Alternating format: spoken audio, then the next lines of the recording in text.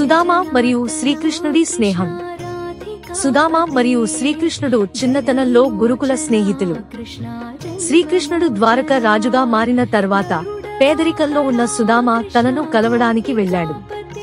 శ్రీకృష్ణుడు అతనిని ప్రేమగా ఆహ్వానించి తాను తీసుకొచ్చిన పొట్టకూటిని ఆనందంగా స్వీకరించాడు. తిరిగి ఇంటికి వచ్చిన సుదామ తన గుడిసె మహాప్రాసాదంగా మారిందని చూసి ఆశ్చర్యపోయాడు. శ్రీకృష్ణుడి అనుగ్రహం వల్ల సుదామ ఐశ్వర్యవంతుడయ్యాడు. ఈ కథ నిజమైన స్నేహం, ప్రేమ మరియు భక్తిని తెలియజేస్తుంది.